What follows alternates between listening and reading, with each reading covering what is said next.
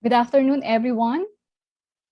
I'm Aleli Sobrevines, an associate professor and assistant dean for research and advanced studies at the School of Economics of the Salle University.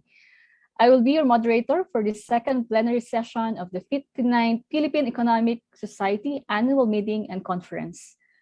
This session, sponsored and organized by De La Salle University, is entitled Digital Transformation in the Philippines, Challenges and Opportunities. So we all know that the COVID-19 crisis has caused significant changes in the way people and firms do their business. With government issuing orders to limit mobility, mass gatherings, and in-person business operations, and even encouraging people to work from home, many businesses and schools had to resort to digital technologies to continue their operations remotely. Although the use of digital technologies has been there for decades, the pandemic has highlighted the challenges and opportunities of digital transformation. So for today's session, we have a remarkable lineup of speakers who will discuss various issues on digital transformation in the education and agriculture sectors, and a discussion on the risks and opportunities in digital services trade, including issues related to intellectual property rights. At the same time, this session will involve a discussion on the country's policy environment for digital trade to determine if the Philippines is ready for digital trade integration with the Asia Pacific. But before we listen to our speakers today, let me share with everyone a few reminders and house rules. Okay, just a few reminders. We will be having an open forum towards the end of this session. And for those who are joining with us via Zoom, you may send your questions through the Q&A box. And for those who are joining through the Facebook Live, you may send your questions through the comment section. By the way, since we will have 5 speakers for today, if possible, we would like to request that you indicate to whom the question is addressed, so that we can properly ask them to the right person. We will also give the opportunity to our speakers to respond to the questions after the 5 presentations today. Kindly use the chat box and the comment section sparingly to avoid disturbing the speakers and your fellow participants. Please do not spam the chat box and comment section with messages that are unnecessary and irrelevant to the topic. We also would like to inform everyone that the session will be recorded and all recordings will be available through the official Facebook page of the PES. And then towards the end of this session, the link to the session evaluation form will be opened. Only those who will accomplish the evaluation form for this session will be given an e-certificate for this session, whether you attended through Zoom or through Facebook Live. Okay. I guess that makes everyone ready for our presentations today. We will now proceed to the presentation proper. Although the use of digital resources and technologies for teaching has been going on in the country for decades, it is only now, in the midst of the long-term campus closures due to the pandemic, that everyone has come to realize the enormity of the divide between those who can access and effectively use these digital technologies and resources and those who cannot. Our first speaker today, Professor Raymond Sison, will outline the important things that we need to do to move forward. Professor Raymond Sison was former Dean of the College of Education and former Dean of the College of Computer Studies of De La Salle University. He is a recipient of the Outstanding Teacher Award of the Metrobank Foundation and Outstanding Young Scientist Award of the National Academy of Science and Technology. As a holder of the PhD in Computer Science, focusing on machine learning and user modeling from the Tokyo Institute of Technology, and a PhD in Education, focusing on educational leadership and grounded theory from De La Salle University, his scholarship of integration lies at the nexus of learning, technology, and service. He conceptualized and he spearheads QUEST, a multi-stakeholder, multi-component, and multi-phase framework for rapidly improving the quality of education in resource-challenged schools with the help of technology. So without further ado, let us now welcome our first speaker for this afternoon session, Professor Raymond Sison. Thank you very much, Aleli. Good afternoon, ladies and gentlemen. Let me just share my screen. Okay. So Aleli, could you see my title slide?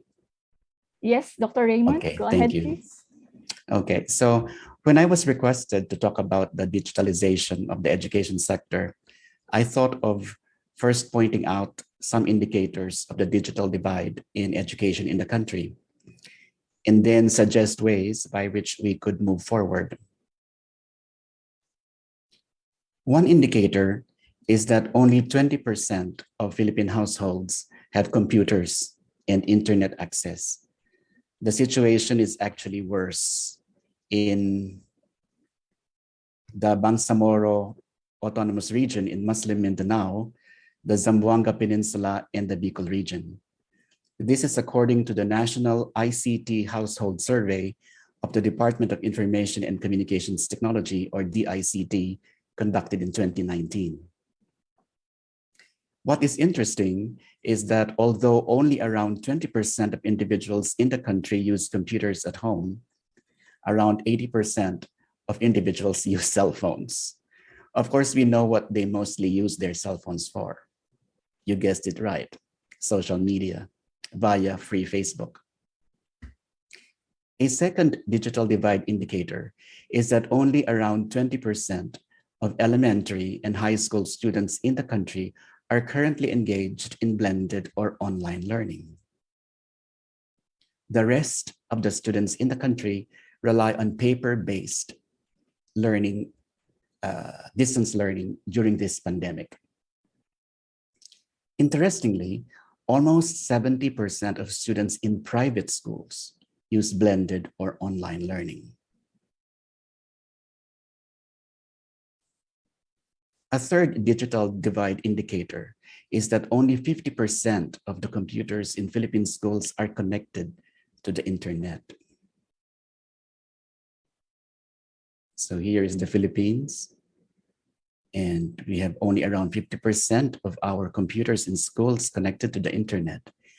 Now, what's worse is that we are the country that is on the wrong side of the digital divide in Asia, when in ASEAN and among OECD countries. We are actually at the bottom of OECD schools in this regard. Below us are Kosovo and Morocco. Another indicator would be that the Philippines has the lowest broadband penetration rates among our peers in ASEAN. So we can see here the green bar would be for fixed broadband, which is of course the most reliable and the fastest option. We can see that this is highest in China, lowest in the Philippines. What is high in the Philippines would be 3G. Okay, this is mobile communication. Unfortunately, 3G is not even broadband. I mean, FCC defines broadband to be something that is of the speed of 25 Mbps, whereas for 3G, that's only 4.2 Mbps in the Philippines. And actually, even when we go up to 4G, that's only 14.6 Mbps in the Philippines. What we actually need is 5G. Related to that is that broadband subscription is also more expensive in the Philippines compared to our ASEAN peers, as we can see here. The broadband affordability score, the EIU affordability score, is lowest for the Philippines. The higher the score, the better. And these are for the other countries in ASEAN. Thailand would be highest, Indonesia would be lowest, but still we are way below these other ASEAN countries. So what do we do?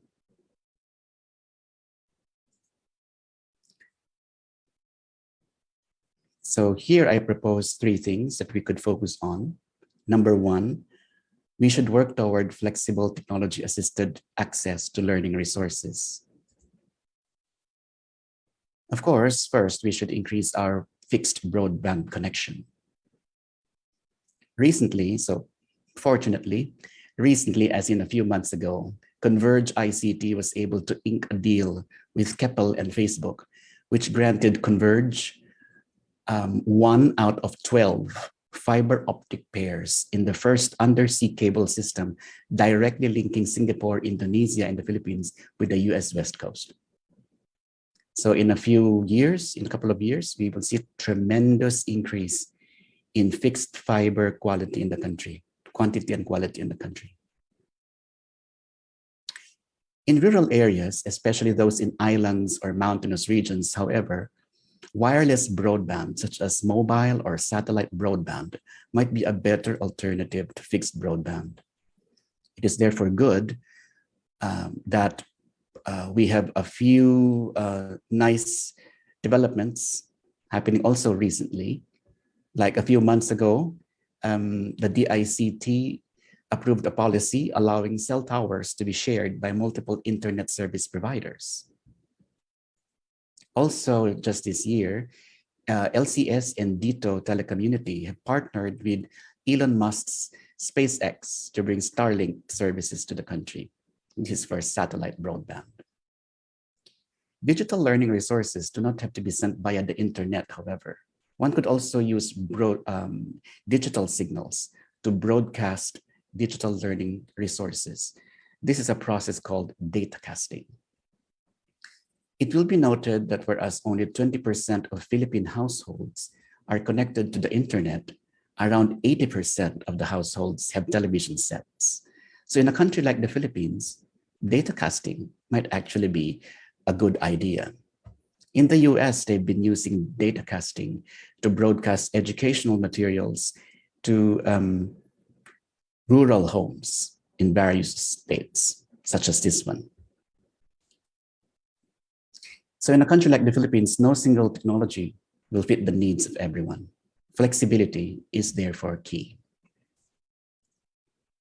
Number 2, we need to digitalize the teaching and learning process and in a manner that is evidence-based. During this pandemic, many teachers began transplanting their classroom practices and resources online, not realizing that what works in person might not work online. For example, many teachers simply created videos of themselves teaching a lesson for 30, 60, even 90 minutes. Unfortunately, studies show that engagement of students with video lessons peak at 6 minutes. Therefore, when we create video lessons, we should probably not go beyond 6 minutes or 10 minutes.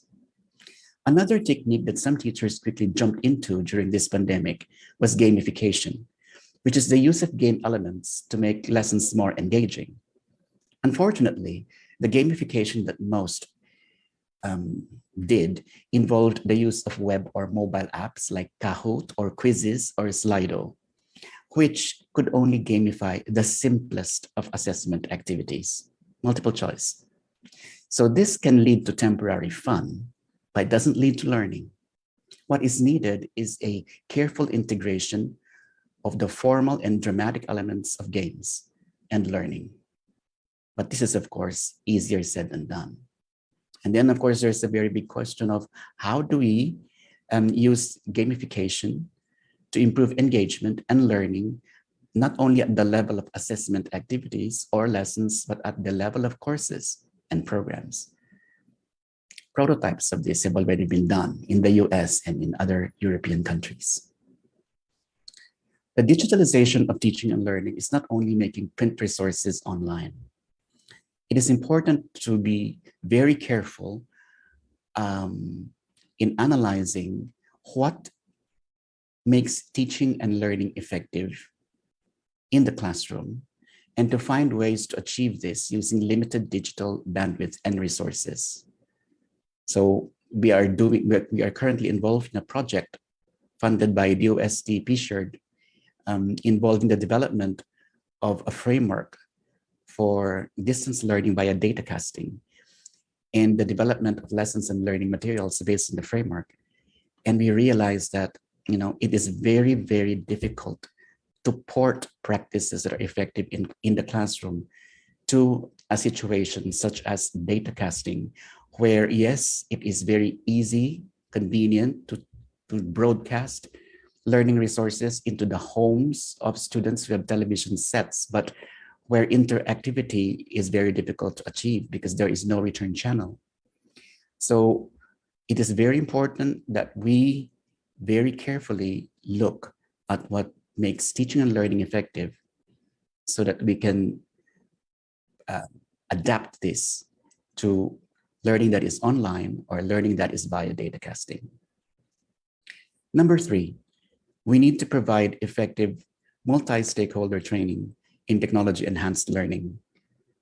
There are multiple stakeholders that are involved, and the training of these multiple stakeholders must be simultaneous, or at least the training should overlap for all of this to work.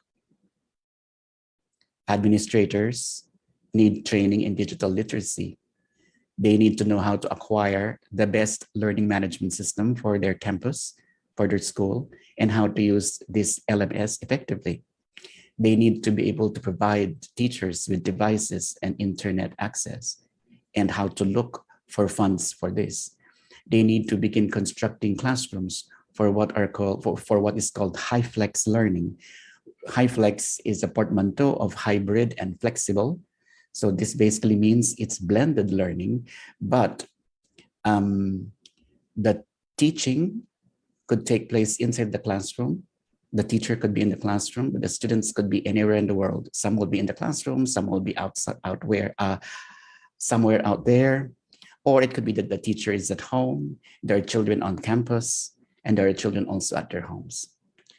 So constructing facilities for high-plex learning is something that administrators need to know to do.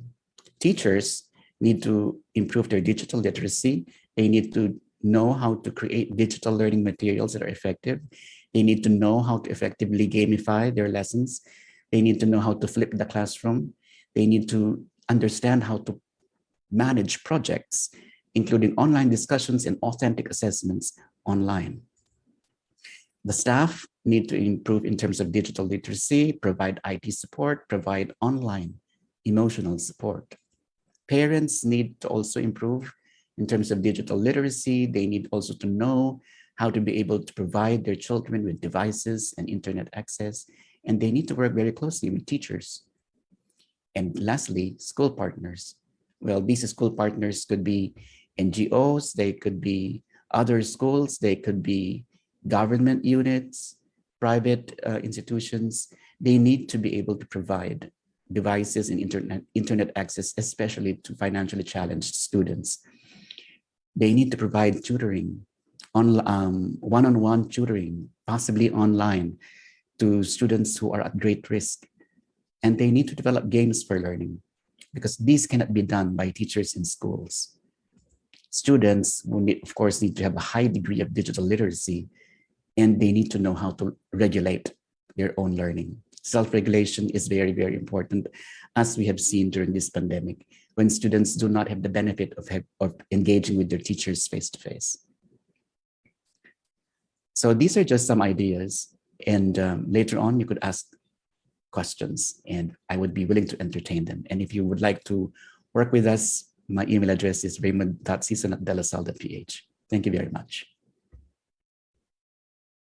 Okay, thank you very much, Professor Season, for the very informative presentation. I actually learned a lot also, especially the latter part where you were sharing with us some recommendations on how we should move forward in the education sector. That's also a topic that interests me, being a professor myself. So for those who have questions for Professor Raymond Season, you feel free to post it now in the Q&A box in Zoom or in comment section in Facebook. But later on, we'll try to accommodate as much questions during the open forum. No? Okay, I think we're now ready for the next presentation. Our second speaker is attorney Christopher Cruz, who will discuss the importance of intellectual property in the knowledge-based economy and how the shift to digital media has emphasized the importance of securing intellectual property rights.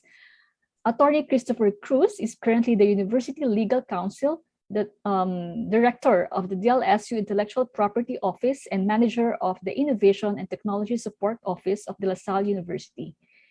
He is currently the project leader of Capacita, a PCHRD DOST-funded project for capacitating researchers and technology transfer professionals in the biomedical engineering and health technologies.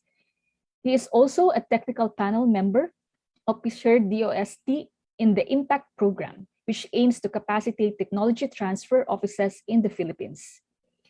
Attorney Cruz is also one of the lead conveners and founding members of the Alliance and Tech Transfer Professionals of the Philippines, a non-government organization to promote technology transfer in the Philippines, which is supported by the World Intellectual Property Office, or WIPO. He is active in supporting IP management and technology transfer in the Philippines. He finished his PhD studies in philosophy in the LSU with his doctoral dissertation entitled Intellectual Property Rights in the Philippines, in the Philippine Case in Search of a Moral Justification Using Filipino Virtue Ethics. So friends, let us all welcome and listen to Attorney Cruz's presentation. Thank you very much, Dr. Aleli. I'll now share my slide.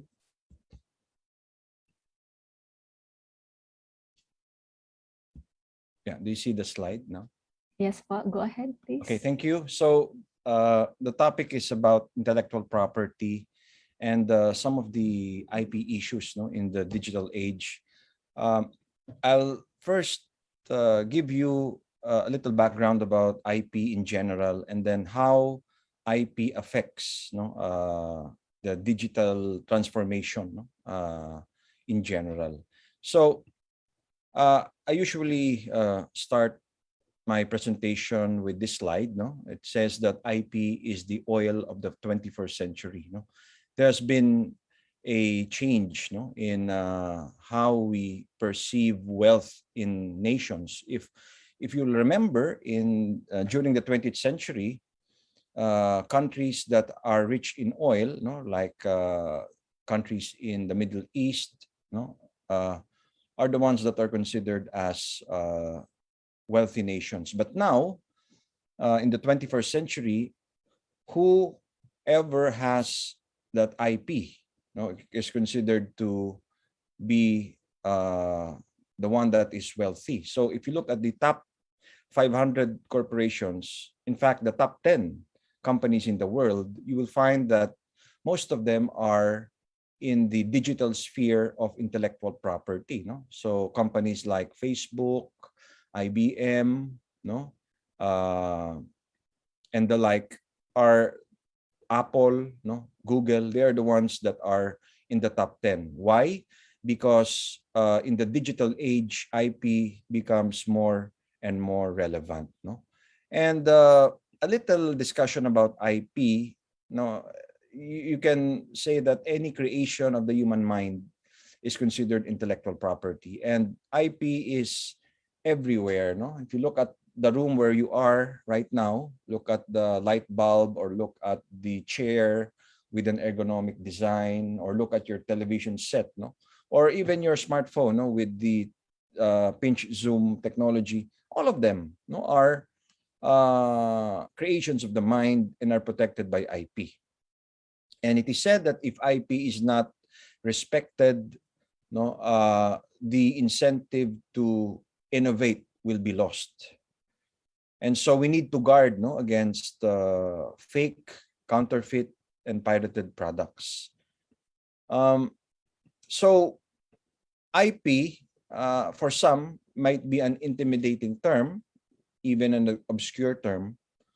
But in reality, it is not just about law or lawyers. I would say around only 20 to 25% of the entirety of IP is about the law. Most of them, is about the technology. It is about the research, ideation, putting it into a product or service. So that is the IP cycle, which I will show a little later.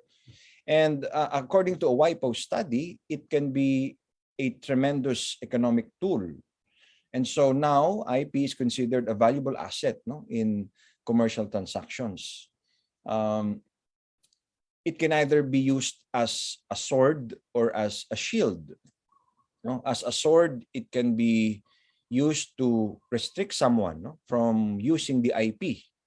Like, for example, digital online materials. No? That is protected by copyright. And if someone uses it without the consent of the copyright owner, then the sword principle, no, can be utilized to prevent that person. It can also be used as a shield when someone would like to prevent you from using an IP, then you can use your own IP to negotiate, and probably there can be a cross-licensing involved. No? So it is said that around 80% of assets are now intangible assets. Intangible assets, no, this is the general term used to assets that are not physical. They are not tangible, no? Like, for example, goodwill, no? Or reputation. These are intangible assets. Now, one type of intangible asset is, of course, intellectual property, no? Like a patent right, a copyright, or a trademark right. What is the property there? It is not the physical device or machine or visible mark, but it is the right to use it and prevent others from using it. No, so from a manufacturing economy, no, in the 20th century, we are now moving to the digital, technological, and knowledge economy. And I'd like to show you this slide, no, where it is shown that from real property in the 20th century, where when we were in the agrarian and industrial age, where we grow things and we make things, in the technological age of the 21st century, or the age of IP, I must say, we now invent things, no? And IP becomes more and more relevant in this digital transformation that we are in. And especially true in the pandemic, where we all work from home. We now utilize video conferencing tools. We upload materials to the internet. We use videos. We use pictures.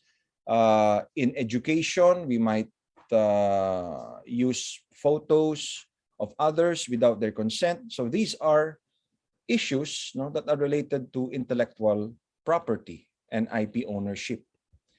So the give and take of IP is that there must be a balancing of interest between the creator on one hand and the public on the other. So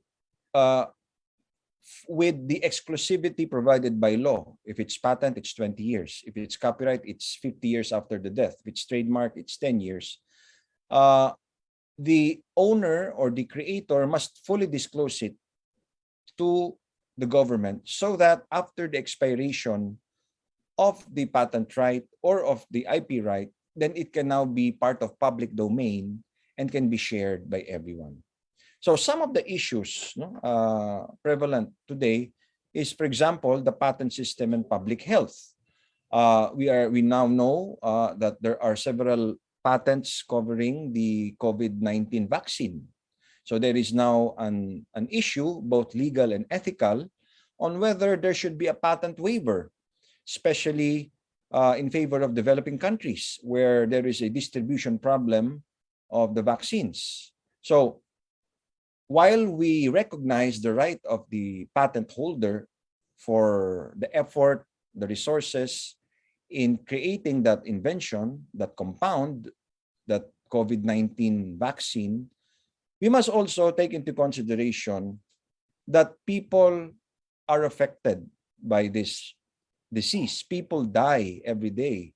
So are we going now to prevent someone from using that vaccine, manufacturing it, by using the patent system as the justification? So another is copyright, no, and the dissemination of knowledge. Those who advocate for copyright or IP rights would say, or would argue, no, that authors toiled, no, and they burned literally the midnight oil in expressing their ideas in books, in journals, in articles, uh, and in some other form, no, in lectures, in online materials. Now, are we going to allow people to photocopy that online on the basis of the right of everyone to information and education, or the right to gain knowledge? So there is now a seeming clash of interest here between the IP rights owner and the advocacy to disseminate knowledge. So again, the key here is to balance that interest. So just I'll go to this just quickly. IP is composed of two words: intellectual, meaning relating to the mind, and property, meaning it is something that can be owned. And according to WIPO, or the World Intellectual Property Organization, IP refers to creations of the mind. No? So whether they are inventions, literary or artistic works, and they can even be names, symbols, or designs that are used in commerce in the form of trademark. No? So why is there an IP system? Because we want to protect inventors, authors, and creators of work, and at the same time promote innovation and creativity. It is said, no, that Thomas Edison invented more than 1,000 inventions, but what was not mentioned, or not that emphasized, is that he failed many times also, no, in making these inventions. So through the IP system, that motivation to innovate and to be creative, no, is there. So these are the twin objectives of the IP system. It is private, meaning it belongs to someone, and it is negative, no, meaning you have the right to prevent someone from using it if you are an IP owner. It is territorial because its protection is only limited to the territorial jurisdiction. So if the patent is registered in the Philippines, then it can only be enforced in the Philippines. There is no such thing as an international patent. No?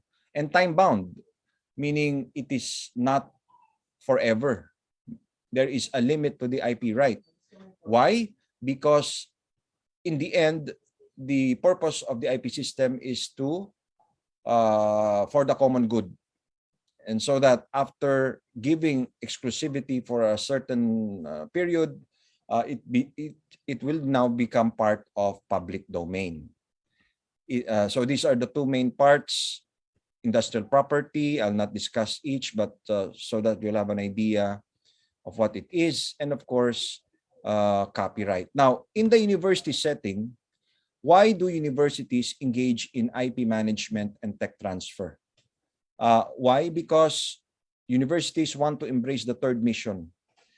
By the way, what are the two missions? What's the first and second mission? The first mission is to teach. The second mission is to contribute to the body of knowledge, or to do research. Now, the third is to transform that research into a commercializable product or service. And this is what we call the third mission, or the entrepreneurial university. Now, not all universities would venture into this, but for those who do, they are the ones who would like to produce social impact by translating academic research into actual products and services. So this is the cycle I was referring to, from R&D to invention to protection to public use. So this is the slide, and economic growth. So why do we need this? Because there is a great divide between the academe and industry, between research and commercialization. And this is the usual way of how we conduct research. When we invent, we seek IP protection, we sell it, and commercialize it. Now, according to this triple helix model of innovation, universities now play a big role in social and economic development. If before universities are passive, now they are a major contributor. And if you look at the overlap of these three circles here, we call them the hybrid organizations, no? Like what? Tech transfer offices, IP offices, science parks. These are the result, no, of this triple helix model. And this has been the perennial challenge, no, in the triple helix. How do we let university or academe talk with industry? Because as you see, the drivers and values of each are different. But if you look at the diagram that I mentioned a while ago, there is room, no, for common a common language between university, industry, and academe, and we should capitalize on that, focus on that, so that university and industry will be able to talk.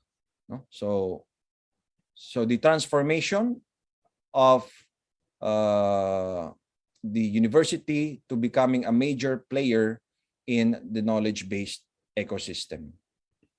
And so this will be my second to the last slide. No, some IP issues in the digital age is, as I've mentioned, no, the protection of online materials. We should be careful, no, in just getting photos, getting material, lifting it from the internet. The fact that it is available in the internet does not mean that it is for free. Yes, there is such a thing as a Creative Commons, but a Creative Commons is also a license. And each Creative Commons license has its own restriction or limitation.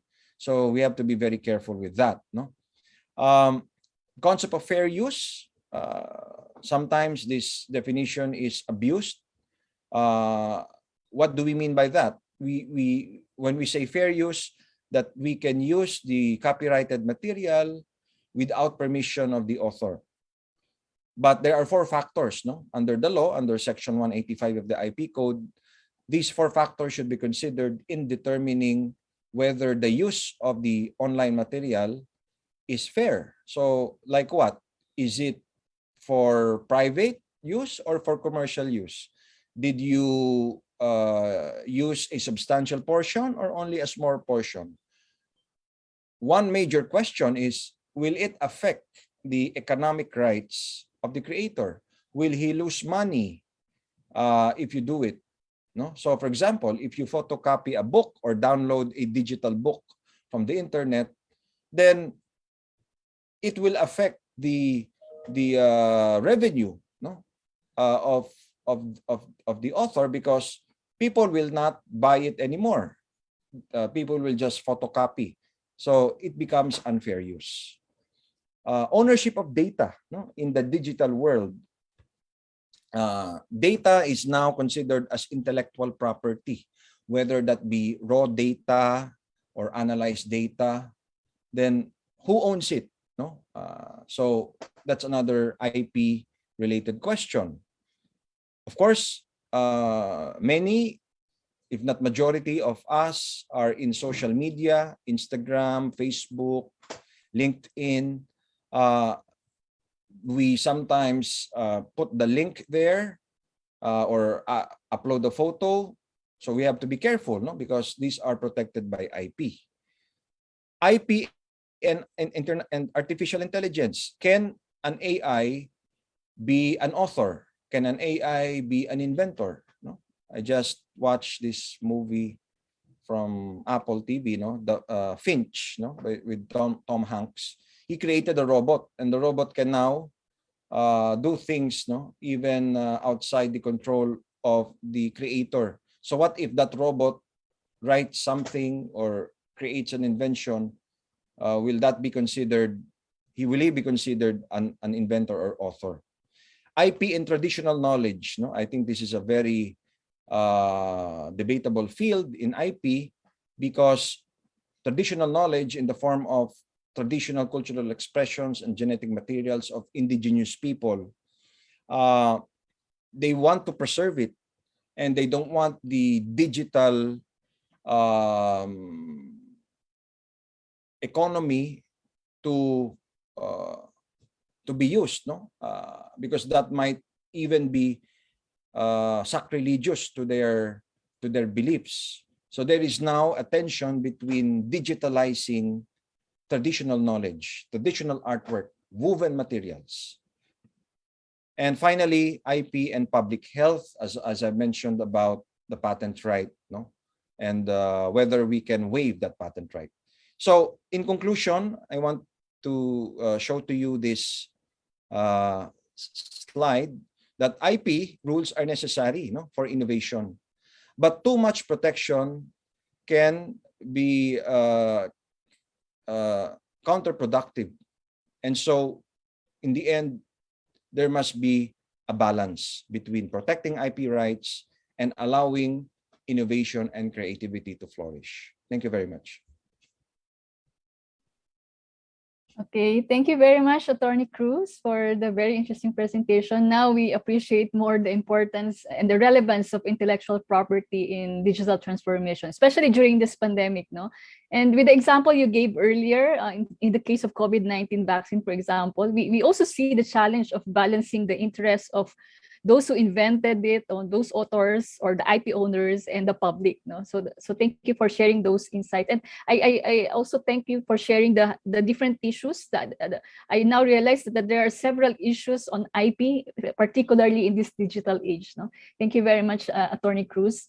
Okay, let us now proceed to our third presentation. Our third speaker will discuss how we can harness the power of digital trade to the benefit of smallholder farmers. Dr. Maximo Torrero is the Chief Economist of the Food and Agriculture Organization of the United Nations, or FAO. He joined the organization in January 2019 as Assistant Director General for the Economic and Social Development Department. Prior to joining FAO, he was the World Bank Group Executive Director for Argentina, Bolivia, Chile, Paraguay, Peru, and Uruguay since November 2016. And before the bank, Dr. Torrero led the division of the Markets, Trade, and Institutions at the International Food Policy Research Institute, or IFPRI. His major research work lies mostly in analyzing poverty, inequality, importance of geography and assets, private or public, in explaining poverty, and in policies oriented towards poverty alleviation based on the role played by infrastructure institutions and how technological breakthroughs can improve the welfare of households and small farmers. His experience encompasses Latin America, Sub-Saharan Africa, and Asia. Dr. Torrero, a national of Peru, holds a PhD and a master's degree in economics from the University of California, Los Angeles, and a bachelor's degree in economics from the University of the Pacific in Lima, Peru. He is a professor on leave at the University of the Pacific in Peru and Alexander von Humboldt Fellow at University of Bonn in Germany, and has also published in top journals such as the Econometric Theory, Microeconometrics, Microeconomics, RStat, Labor Economics, and many other top journals. Dr. Torrero has received in 2000 the George Foster Research Fellowship of the Alexander von Humboldt Foundation and won the award for Outstanding Research on Development given by the Global Development Network twice in 2000 and 2002. Unfortunately, Dr. Torrero will not be able to join us live today because he needs to attend a very important activity at FAO. No? But actually, we're grateful to him because he sent us a video recording of his message for today's session. So may I now invite everyone to watch Dr. Torrero's presentation.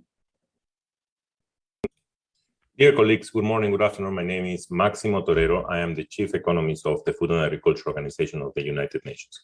It's a pleasure for me to be with you today to be able to talk about how we can harness the power of digital trade to the benefit of smallholder farmers using digital technologies.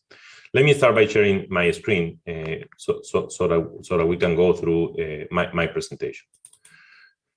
So what we see today is that we have a situation where digital technologies can play a significant role in increasing food and agriculture trade and making it more efficient and more equitable and less dependent on intermediaries. Now, to be able to understand this, it's important to understand that digital technologies are revolutionizing agriculture. They are also addressing many multiple market failures, but they also can play this role on trade. Because if we start looking at trade and the complexity of how it depends on analog processes, transformation of pages and identification, exchange, replication of data, manual checking points, that's where clearly digital technologies can play a role to eliminate all these transaction costs. But to be able to make benefit of this, we need to improve the connectivity dramatically because the digital gap still remains. And let me just give you some information. Access to internet, 87% in developed countries, 47% in developing countries, and 19% in least developed countries. There is a digital gender gap. There is also limitation of coverage of the network. Mobile phone subscription, 67% of the global population, 5% annual growth rate, and highest in Europe and least in Africa. And there are also barriers to adoption of the digital technologies, which is the lack of electricity, the literacy, significant problem, 30% of the population incapable of basic reading and writing, lack of ICT skills, affordability, lack of local content, and network coverage. Just to give you a photograph, this map shows the percentage of population not using the internet in 2020. Clearly, you can clearly see the dark red color. The countries that have the least access are in sub-Saharan Africa and in South Asia. Again, the countries which are the poorest. But what is the role of digital technologies? Digital technologies are basically essential to reduce market failures in food and agriculture.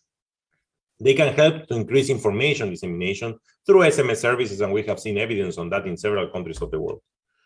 We can also use mobile applications to increase and reduce information asymmetry and reduce the cost of financial inclusion. M-Pesa with the digital money is one of those examples. We can also use digital platforms for e-commerce to improve matchmaking. Esoko reported 11% rise in revenues. And we can also use digital technologies through blockchains and other type of mechanisms to reduce the search and tracking problems. So information asymmetry, transaction cost reduction, inclusion, and search and traceability. Now, how all this comes together and what is important is that digital technologies help improve the efficiency and transparency in international trade too. Because blockchains, for example, as a platform technology takes the center stage by offering a repository of information, a single ledger for all trade participants to share the data. And information and digital documents are secure in a secure and immutable way through blockchain can help to exchange that information rather than going through traditional mechanisms. So together, they remove numerous intermediaries and massive repetition and documentary exchanges. Trade finance and trade services, instantaneous documents exchange allows for faster approvals and clearances, which speeds up the delivery. And most importantly, for producers, it provides shorter payment terms so that they can better manage their working capital. As a result, blockchain-based technologies in the area of e-trade and e-commerce make the domestic and international exchange of goods more cost-efficient, more traceable, and more reliable. Today, there is $1.5 trillion financing gap in the global trade finance, which mostly affects small-scale producers.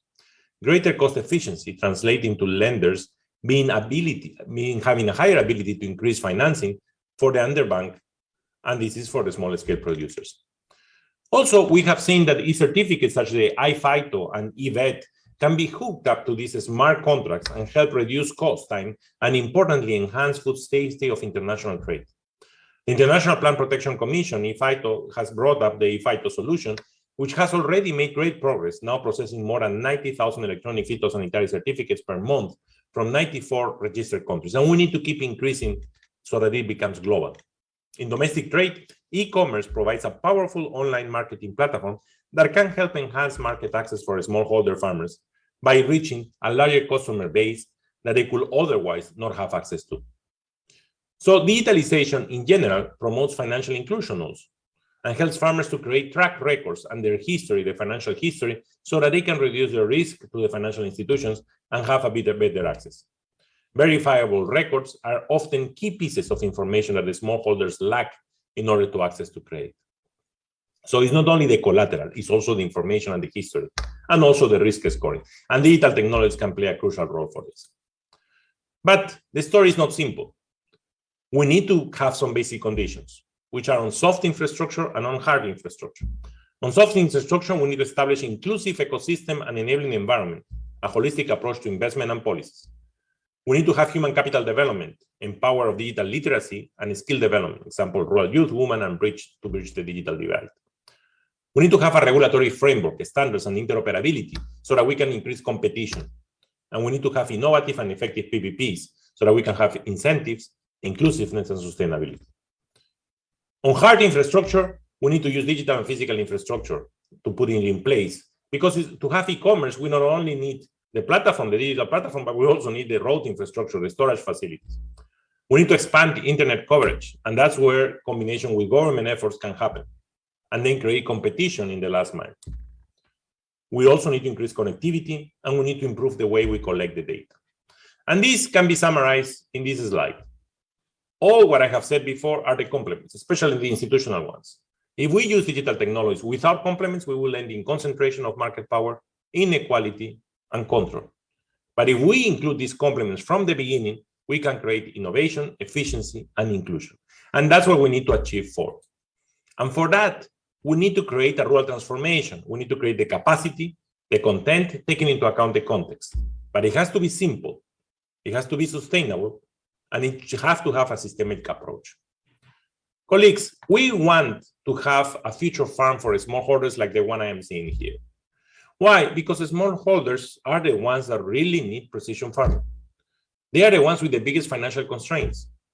They are the ones that have to be as efficient as possible in how they produce. And all these tools that you see here with their cattle, with the soil technology can happen. But for that, we need to break the economies of scale issue. Digital technologies has to become economy of scale neutral. Automatization has to become economies of scale neutral. We are starting to see some innovations like Uber Tractor and many others, but we need to keep working. And that's where the governments can play a role. Governments can deploy fiber optics at a low cost and then create competition. That will give access, that will reduce the digital access gap. But then we need to develop this type of institutional arrangements that will allow at the end of the line to have precision farming with the smallholders. Let me give you some examples. Digital technologies and access and information, ESOCO, significant impacts, 10 to 11% rise in farmer revenues, smallholders. Ichapal in India, the same, significant impacts.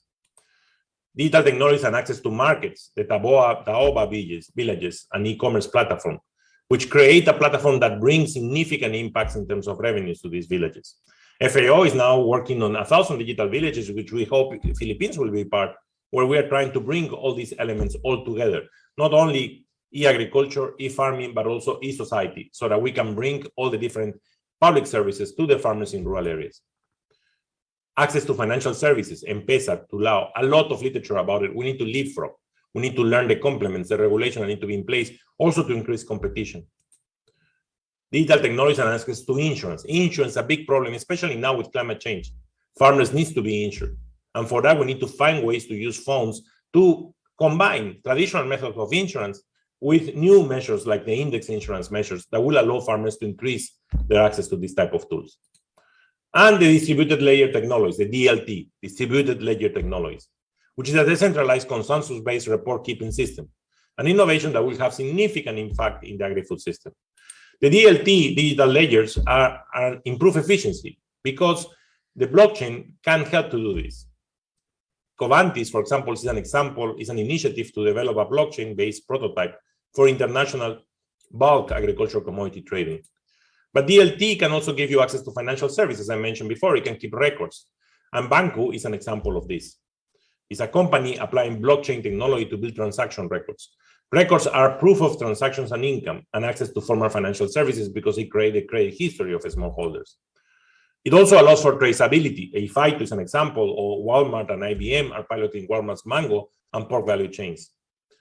And that helps to trace information and increase food safety, which is central for trade, local, regional, and international. Also for food fraud, we have Kill Trace, which is a blockchain-based procurement solution to curb fraud in the trade of saffron. So many ideas for sustainability many ideas that we can use digital technologies. But there are some barriers of adoption. It's not straightforward. It's complex. It requires a processing capacity. It requires electricity and offers challenges to developing countries. But there is one more thing that I want to bring up, which is the tokenization. Some of the most innovative options emerge from tokenization. Tokenization is the digital representation of a tangible or non-tangible asset that captures its value in the form of a token and can be traded on blockchain. In other words, tokenization delinks the physical commodity from its underlying financial value and uses tokens to create a collateral, improving access to financial and liquidity. Tokenization also allows to make intangible assets such as environmental or social goods tangible.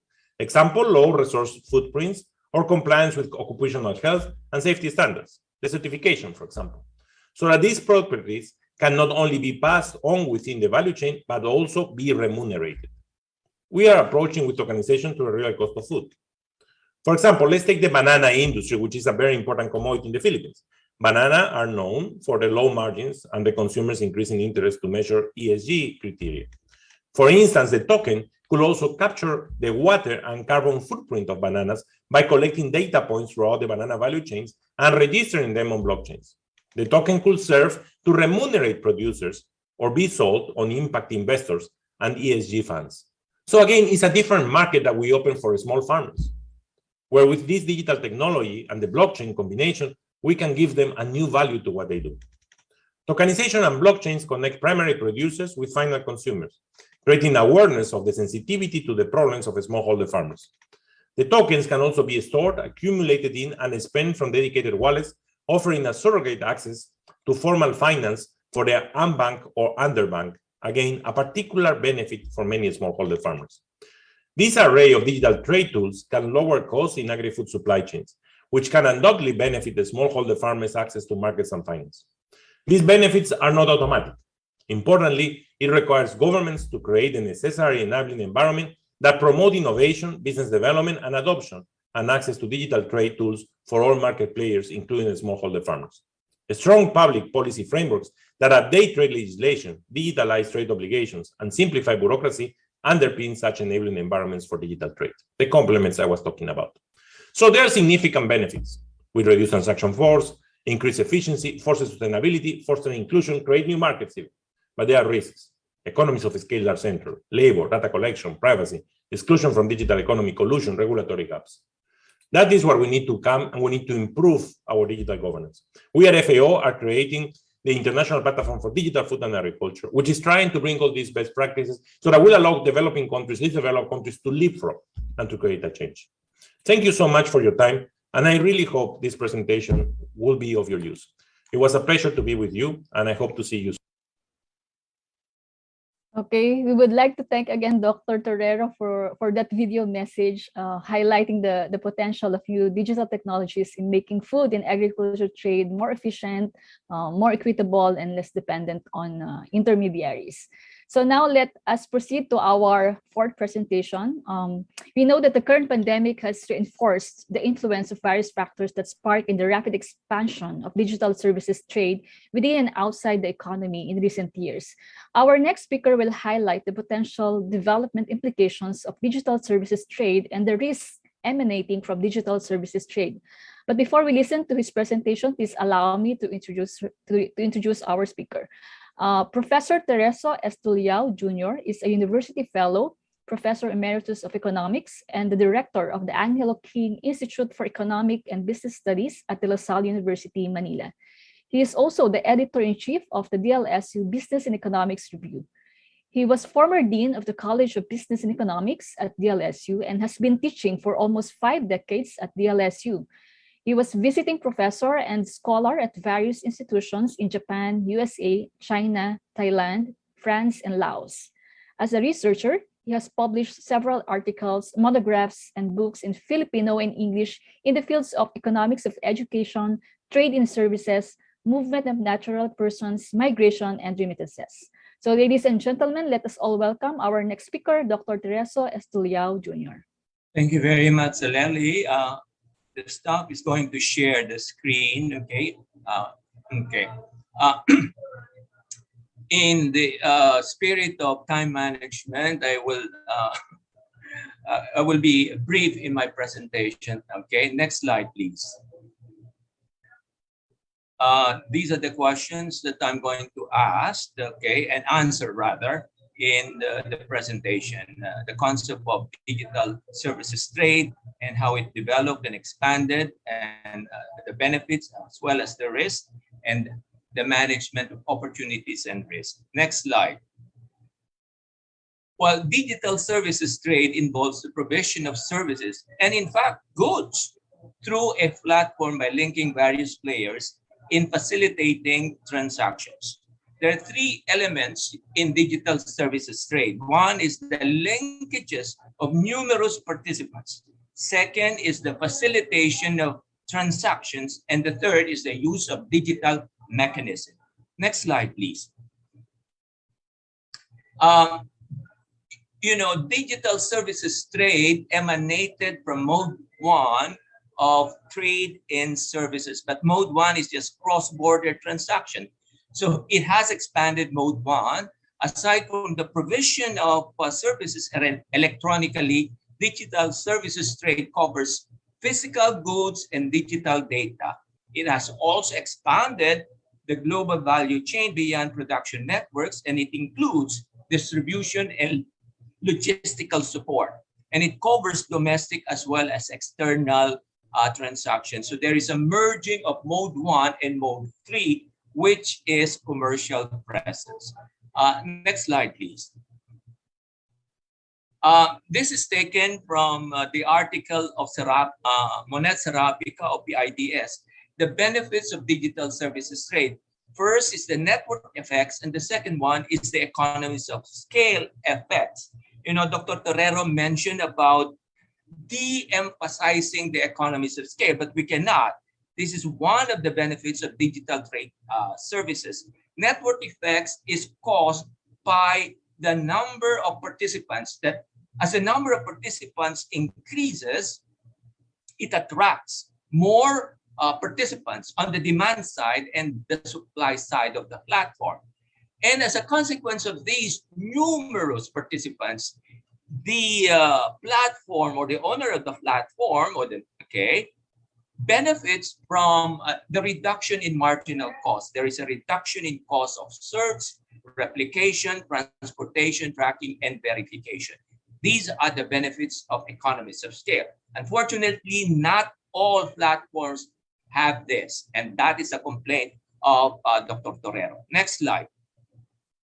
Well, I will skip this. Educational services was aptly discussed by Dr. Season, health and medical services.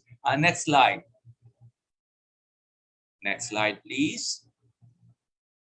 Agricultural and primary products were also discussed by Dr. Torero, and we are discussing the same things, information asymmetry and the reduction of intermediaries. Next slide. Manufacturing, the movement and accumulation of and utilization of digital data can lead to participation of small firms in the global supply chains. Next slide. Now, these are the potential risks, and some of the previous speakers have mentioned this. One is the possibility of exclusion. Dr.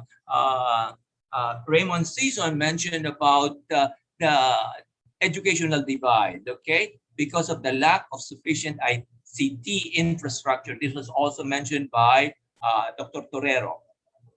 Another one is the asymmetric information. You may lead to adverse selection because of malpractices, the sale of substandard goods and services, and overconsumption because of too much advertising. Breach of privacy because of the data that is accumulated and that can be shared to other players, Illegal activities, it can be used for money laundering, cyber crimes, human trafficking, exploitation of minors, and the like. And then you have reduced linkages, as mentioned by Dr. Torero, the elimination of intermediaries. So you have limited forward and backward linkages. But this is replaced by new linkages, okay? Then, of course, violation of intellectual property rights, as mentioned by Attorney Cruz, because of the digitalized data has what we call economic value. Again, that economic value is now being shared with the rest without consent. Okay, well, but that is privacy. But because of the economies of scale, the duplication of replication of digitalized data is very cheap. And most importantly, and this was discussed by all, okay, is the monopolization, okay? Domestic players have limited participants that prevent them in reaping economies of scale and network effects. The Department of Trade and Industry, and I think Dr. Kimba will mention this, has created agricultural platforms or e-platforms, but there are limited participants both on the demand and supply side, so they cannot compete with the global players providing this platform. So again, destruction of traditional service providers. This was also mentioned by Dr. Attorney Cruz. Next slide, please. So how do we enhance digital services trade? First is the liberalization of market access, but this is not enough. There is a need to complement this. This was mentioned by Dr. Torero on with infrastructure development, improved connectivity, enhanced innovation, and the development of human capital. Okay, I will not go into this detail. This was discussed by Dr. Torero. Okay, next slide. Addressing innovation and human capital. You know, digital services trade is human capital intensive, okay? And it's also capital or knowledge intensive. Next slide. Okay, how do we address the risk of digital services trade? First, from our own, the role of domestic regulations, strengthening intellectual property rights, implementation of laws and the protection of minors, workers, and other vulnerable sectors, implementation of privacy rules and regulation, addressing asymmetric information through disclosure, and the development of domestic platforms in various sectors. However, these are not enough and probably not efficient. So there is a need for regional trading arrangement. This is the role now of RCEP and other free trade agreements, because there is a need to converge, not to combine IP laws, but privacy rules and tax laws through what we call recognition arrangements. On the development of regional platforms, okay, instead of national platforms, this may reduce the market power of big players, and so that the regional platforms can reap what we call network and economies of scale effects. And lastly is the conclusion. Next slide, please. Okay, so rapid developments in ICT have developed many platforms that expanded digital services trade. So there are opportunities mentioned by not only me, but by the other speakers. And this network and economies of scale also create risk in digital services. So responses to this risk lead to trade restrictions. So boosting opportunities means addressing trade restriction together with measures on innovation, infrastructure development, connectivity, and the development of human capital. Addressing risk should involve not only domestic initiatives, but initiatives through regional trading arrangement. So that's only 5 minutes. Thank you very much. Thank you very much, Dr. Tulya, for that brief, but I would say concise presentation. Thank you for being very cautious about our time limitations today. But I appreciate you highlighting those potential risks, in digital trade services and how we can address this risk. So maybe during the open forum, we can still find time to discuss them in more detail.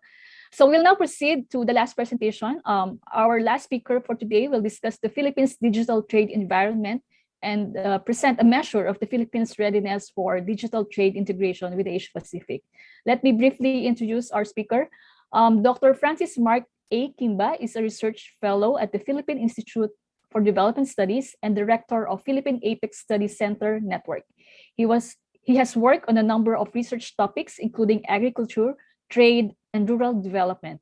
His current research interest is in innovation activity of local firms. He has participated in roundtable discussions on issues of trade, industrial development, innovation, and e-commerce. He obtained his master's in international development from the International University of Japan and obtained another MA and PhD in development economics from the National Graduate Institute of Policy Studies in Tokyo, Japan. Without further ado, let us all welcome and listen to Dr. Kimba's presentation.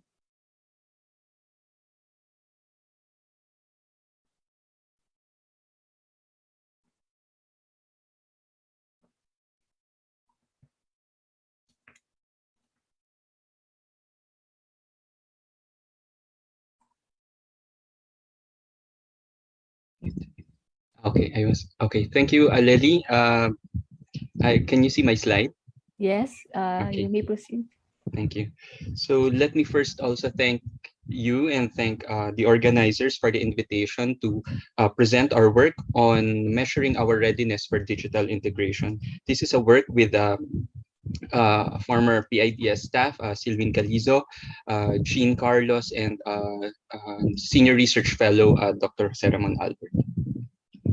So this study assesses the Philippines' readiness for regional digital trade integration with the Asia Pacific by providing an analytical overview of the Philippines' digital trade environment.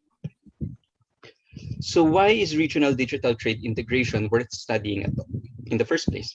So in 2019, the United Nations Conference on Trade and Development, or UNCTAD, identified several key points about the digital economy. For instance, they noted that the growing power of digital platforms has global implications, and I quote.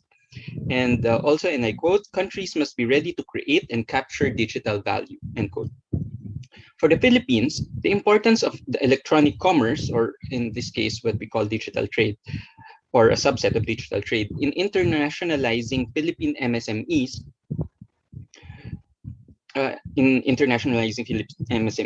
the country's active digital economy, wherein it has increased from 7.1 billion in 2019 to 7.5 billion in 2020. And the Philippines' strong position as a net exporter of digitally deliverable services, which is at 3.6% of 2019 GDP, are reasons enough to pursue better regional digital trade integration. But our world is now faced with new challenges coming from emerging issues such as cross-border data flows and intellectual property, among other things.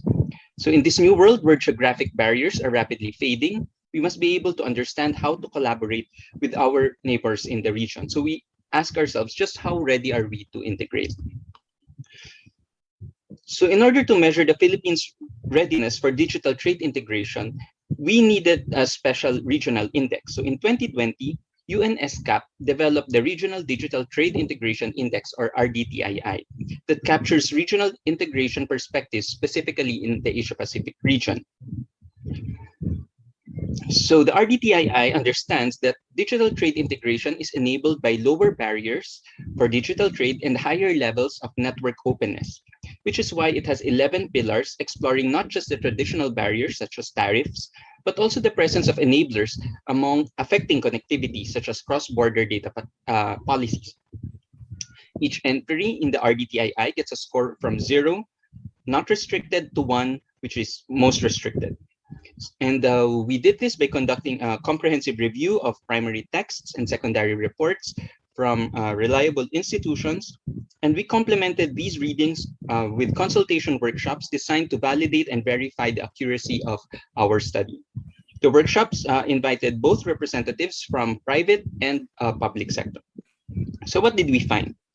Using the RDTII, the Philippines can be described as having a relatively open, or if we look at it from the other side of the coin, slightly restrictive, only slightly restrictive, digital trade environment because of its 2020 overall score of 0.342.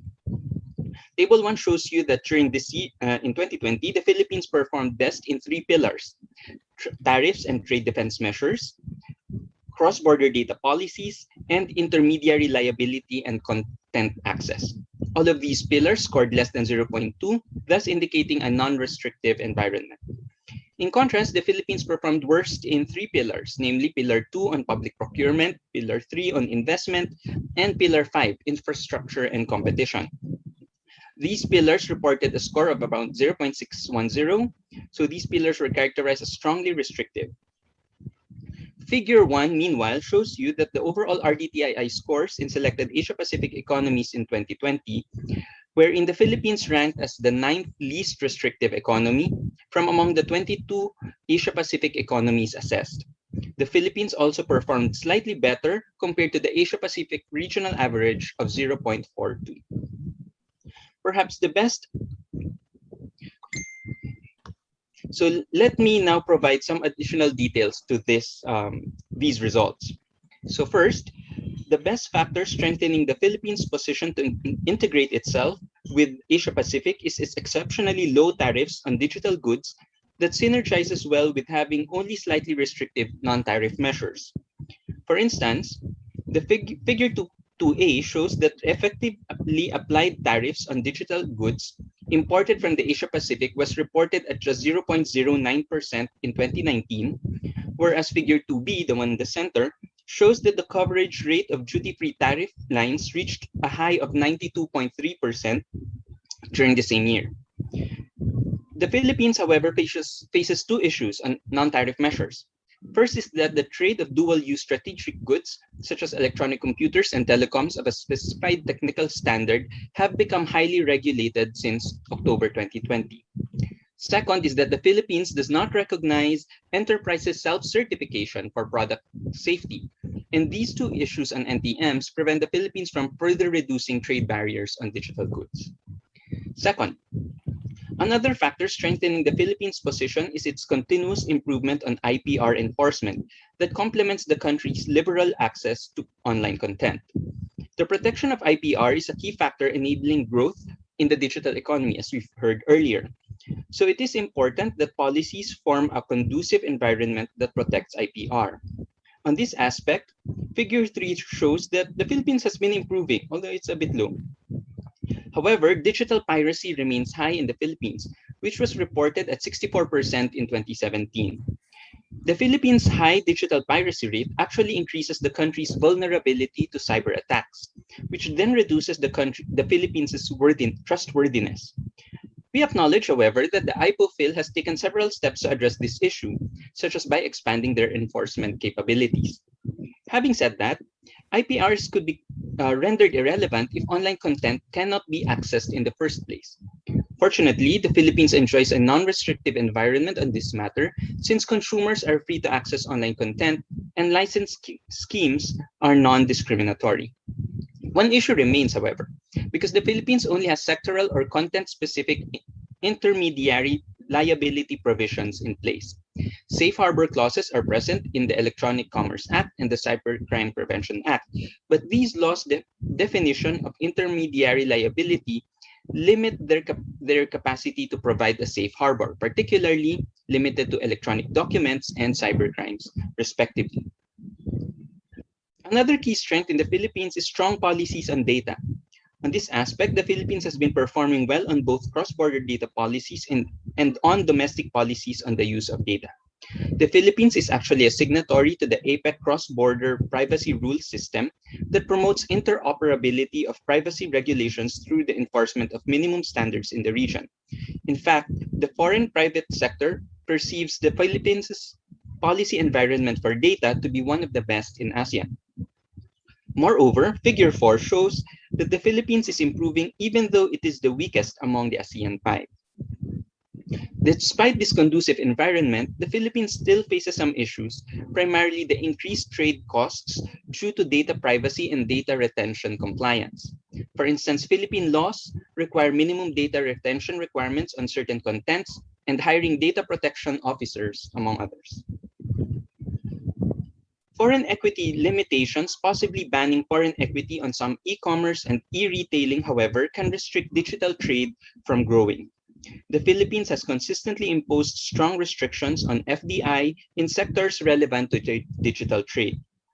The strongest restriction is felt by retail trade enterprises with paid-up capital of less than $2.5 million, since this sector is prohibited from having any foreign equity. Determining whether a business activity can be considered as a mass media activity is, however, also regulated by the Securities and Exchange Commission on a case-by-case basis. And this approach can result in a regulatory environment that is uncertain and ambiguous, which can result to restrictive digital trade. So e-commerce represents an important part of digital trade, which means that bans on foreign investment can impede digital economy's growth, thereby making digital trade integration difficult. Another major challenge to the Philippines is its highly discouraging policies affecting foreign bidders' participation to public procurement. While foreign bidders are permitted to participate in public procurement, there are certain policies that are either highly restrictive or discouraging to them. So in the interest of time, let me just give you one example. Foreign contractors who bid on infrastructure projects are required to present a local reference to participate. A local reference refers to a project that a foreign contractor has previously completed in the Philippines. This practice is considered by businesses to be restrictive because digital infrastructure such as cloud services are often new to the area, which means that local references cannot possibly be cited, which in effect prevents foreign suppliers from participating. All right, so 6. Strong barriers to entry also restrict the Philippines' telecommunications sector from developing, thereby undermining an important part of the digital economy. Telecommunications, which is considered as a public utility, is highly regulated in the Philippines. In fact, Figure 5 shows that the Philippines' performance is relatively unchanged, which may suggest that there have been no substantial improvements happening in the Philippines. Unfortunately, barriers to entry in the Philippines form an ill-conducive environment for this sector's growth, despite the telecommunications sector already having been deregulated in 1995. For instance, the lack of local loop unbundling poses high infrastructure costs for new entrants. An additional layer of restriction is imposed by foreign equity limitations, affecting public utilities where foreign equity is capped at 40%. But perhaps the strongest restriction comes from the public telecommunications entities needing to secure a legislative franchise from Congress and a certificate of public convenience and necessity from the NTC before they are allowed to operate. A 2018 PIDS paper by Barcenas and Serafica explained that the process of acquiring a legislative franchise could take around 2 to 5 years because of how Congress operates, and that acquiring a CPCN is a quasi-judicial process that is both costly and time-consuming. And these strong barriers to entry not only prevent healthy competition, but also restrict telecommunication sector's growth. In fact, the Philippines finds it difficult to attract foreign investment in this sector because of these restrictions to market entry. The infrastructure gap on both ICT and transportation can also adversely affect online sales and transactions. Essential services to remote areas rely on dependable and affordable ICT service, which the Philippines does not have. And I won't continue anymore on that because it has already been discussed earlier. So now let me just provide you with a summary. So given all these findings, this study finds that the Philippines is ready for regional digital trade integration with Asia Pacific. The Philippines generally has an open policy environment for digital trade, evidenced by its scores. However, full implementation of some policies have not been fully achieved, and this could be a great obstacle or challenge to regional integration. There is also room for improvement in 3 pillars. Pillar 2 for public procurement, Pillar 3 for investment, and Pillar 5 on infrastructure and competition. And these 3 pillars are, as mentioned earlier, represent a very high score in restrictiveness. So where can policy interventions enter? So a useful system that we can characterize it into 2 would be the low-hanging fruits, where the policies can be quickly accomplished by the executive branch and the whole of government, which are policies that require a collaborative effort. So more work coming from the executive and the legislative, and even possibly the judiciary.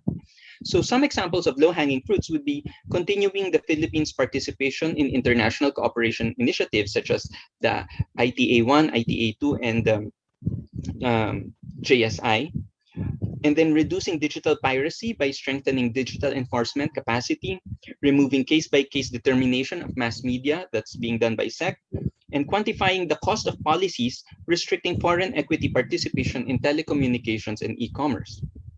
And then some areas where there's whole of government approach and a coordination is needed would be examples would include removing limits in the Constitution and then the passing of the bills um, currently being discussed, such as e-government bill and amending the Government Procurement Act, and also the public-private partnerships, such as programs addressing digital infrastructure gap and promoting the best practices which are currently being implemented in the country, are also part of the whole of government approach. That would be all, and thank you very much. Okay, thanks again, Dr. Francis Kimba, for that very informative presentation. Now we know, now we understand that the Philippines is an open policy environment when it comes to digital trade, and now you're suggesting that we are ready for digital integration with the Asia Pacific. Okay, again, in the interest of time, we will now proceed directly to the open forum. Again, for our audience, please feel free to post your question in the Q&A panel in Zoom and comment section in our Facebook live stream.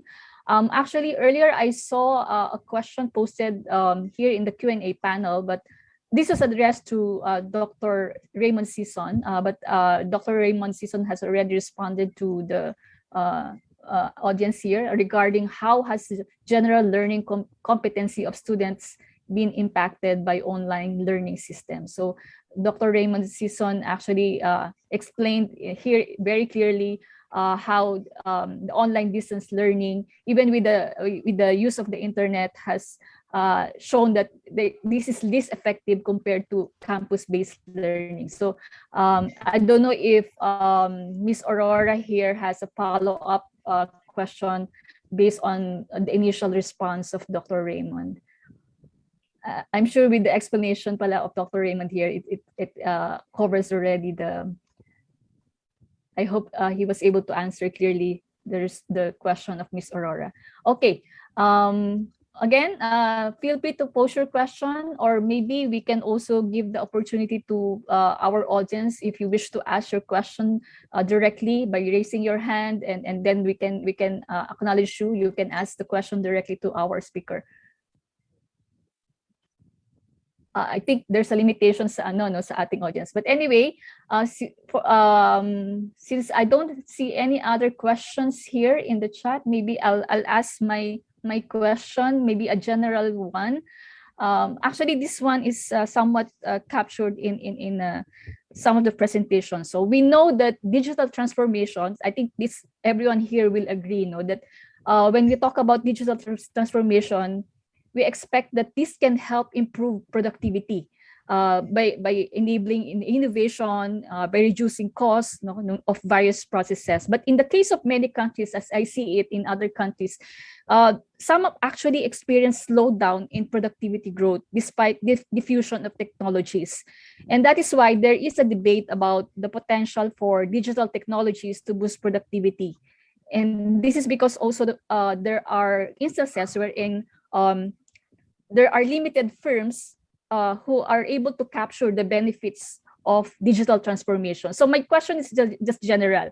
My question is, maybe you can just expound it further, because this is somewhat captured by some of the presentations earlier. Sorry for that.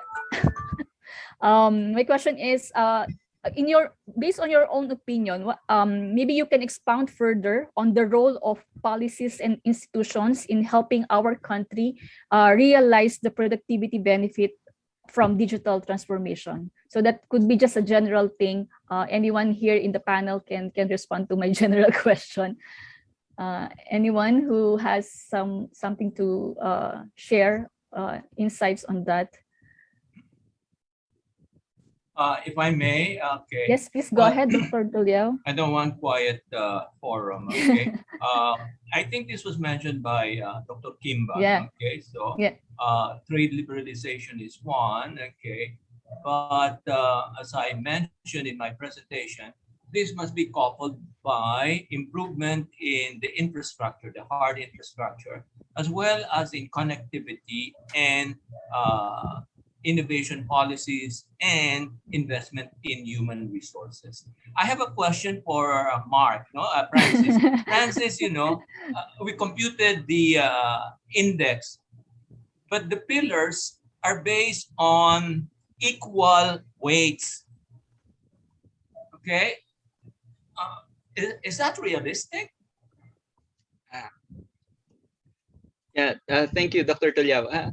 I understand that there's yeah, the in a way it's not, no, because some restrictions are more detrimental than others, so for instance is infrastructure, which is really the foundation of all of this, like ICT infrastructure, which is the foundation of digital access, is relatively more important than certain aspects. So, for example, the tariffs, which are already almost zero for almost all countries. But I think because this is an international project, so I think what the UNSCAP was trying to do is try to make it the playing field comparable across all countries, especially in Asia Pacific. So that's why they're trying to make it so the weights are actually relatively are equal across all pillars. But during our when we were trying to do this, or during this exercise, we were actually also asked to try to test the weights, try to see how the rankings would change if certain aspects were given more weight than others. And I think that it doesn't really change that much, because of certain countries really are more restricted than others, and relatively ours is there because our some policies are already present. But I think the more important issue for the Philippines is really in terms of implementation. Well, that's one. The policies are there. If you look at our e-commerce act and our data privacy act, it's there. But some limitations on implementation. And also, I have a question to Attorney Cruz. Go ahead, Dr. Chris. Tulyao. Okay, sorry, I'm becoming the Go ahead, moderator. Dr. Tulyao. Please, go ahead. There is a view that IP protection is anti-competitive. What's your comment? Yes, Dr. Toleno, that's a valid comment. That's why there is a need to really balance. No, government is there to balance the interest between the creator on one hand and society on the other. But in the end, and this has been mentioned in several Supreme Court decisions, that in the end, it should be for public benefit or societal benefit. So while we can call it a legal monopoly, because it is allowed by law, that exclusivity is limited to a period of time. So for example, patent only for 20 years, utility model only for 7 years, with the goal that after it is the patent expires, it becomes public domain and therefore free for everyone. And while it may seem anti-competitive in the beginning, the end result would be for us to make these patents or copyright as tools to improve further what has been done before. So in a way, it serves that public purpose. I have a question to Raymond. Raymond, okay, you mentioned about the use of television. Talaga, I'm nagsasanay na ako to replace Boy Abunda. Okay, Go ahead, Raymond, you mentioned about the use of television as an alternative, Yes. means for delivering online educational content. Now, how do you engage the students in such a deliberate system? Yeah, so that's the challenge. DepEd has actually developed a lot of these very nice EdTV episodes for all grade levels, and they're really very nice. The production values are very high since they were developed together with ABS-CBN. But are people watching them? That's the big question. First of all, they're too long. As I said a while ago, video lessons should not exceed 6 minutes. And second, there is no interactivity. Yeah. So the challenge, therefore, is, well, we address the challenge in two ways. One, technologists are looking for a way for there to be a return channel. It cannot be through the same television signals because television signals are inherently one way. So we can use SMS, we can use hotspots, we can manually bring the answer sheets to the school. That's one approach. The other approach is to embed in the learning materials what we can call pseudo interactivity. For example, if as teachers we are very familiar with common errors, then before we end the lesson, we tell the students, okay, do the exercise. Did you make this mistake? Most students make this mistake, and this is the reason why, and this is what you need to do.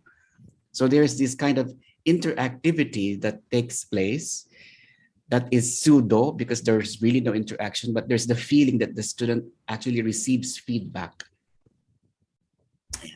Okay, thank you very much.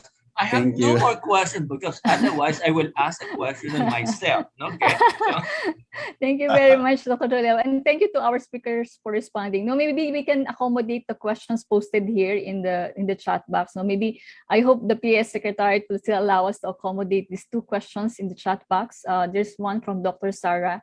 Has there been a relaxation in the implementation of IPR laws during this pandemic, especially with regard to the use of e-learning materials, given the sudden move towards online learning at the onset of the pandemic, and that educational institutions used to the more traditional learning methods and materials were largely caught unprepared?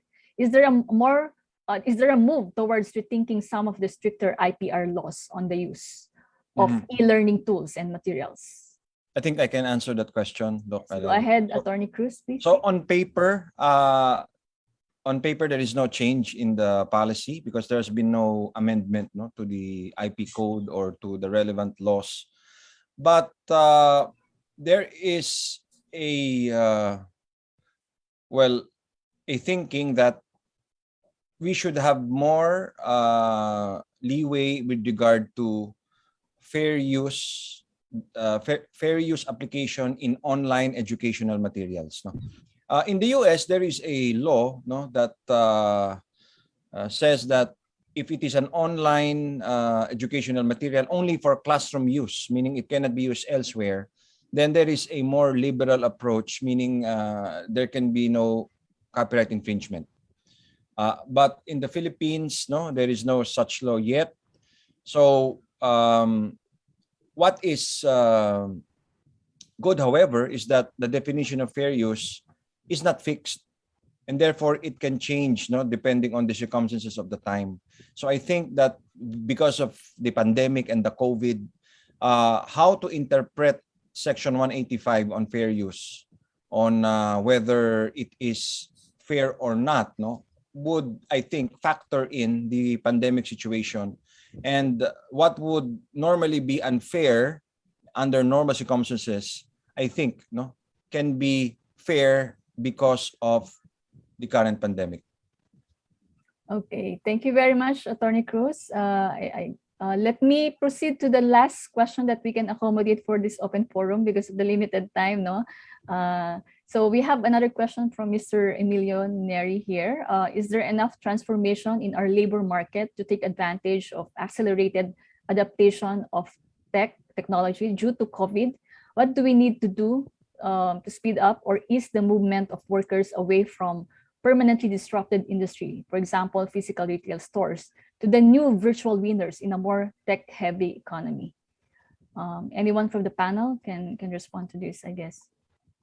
well, anecdotally, okay, what is created are the logistical services.